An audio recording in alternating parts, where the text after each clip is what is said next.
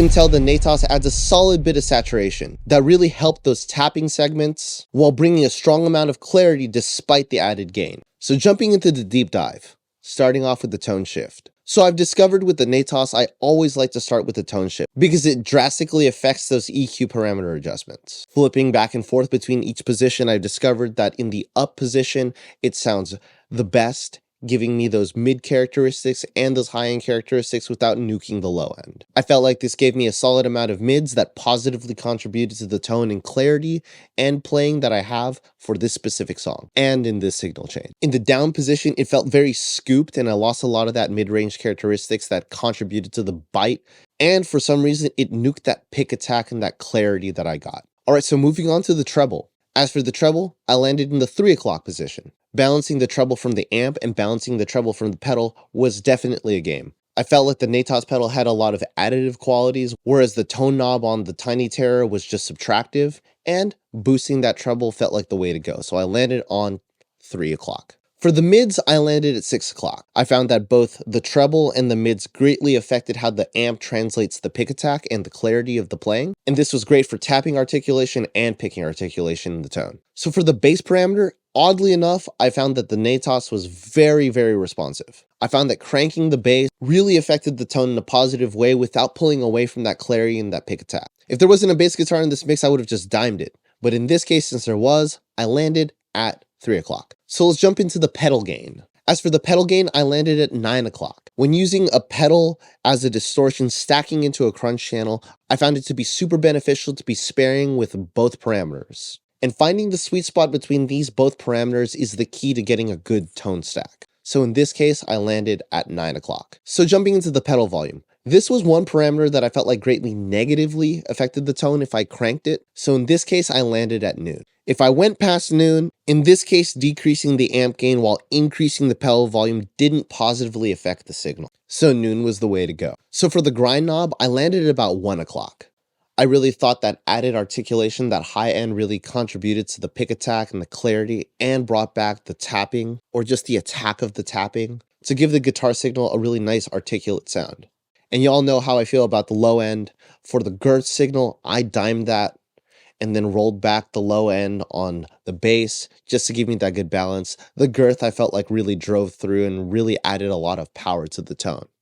As for the kill switch, I didn't engage it. If I was doing a lot more leads and tappy segments, I would. But in this specific piece, I felt like the kill would have been too much drive and too much saturation, overdriving and overtaking the signal from the orange. So let's jump into amp gain. So as for amp gain, the same goes for this parameter.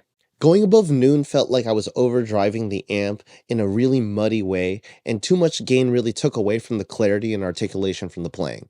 Cranking that really introduced a muddiness that I didn't want to affect the guitar signal. So let's jump into amp volume.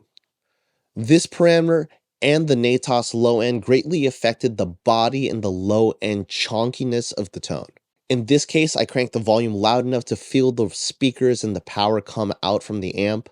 And at that point, I listened to the guitar signal to see if it was saturating against the power tubes by hearing that top end smoothen out. So with the tone knob, I landed at about 6. And the thing that I found interesting about the Orange Tiny Terror tone knob is that it sounds more like a roll-off than an actual EQ shift. It's a singular knob, and when you deeply adjust those parameters, it either sounds muffled or brings back the brightness. So in this case, I just rolled it back to deal with those harsh frequencies, and landing at 6, it felt like the sweet spot.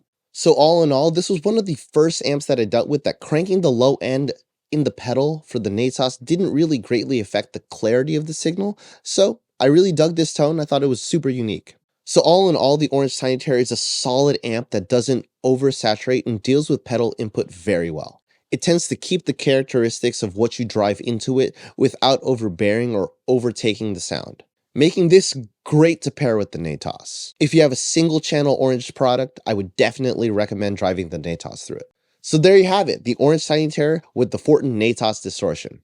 In my opinion, it's a great tone, sounds super chunky, really clean, and has that unique orange bite.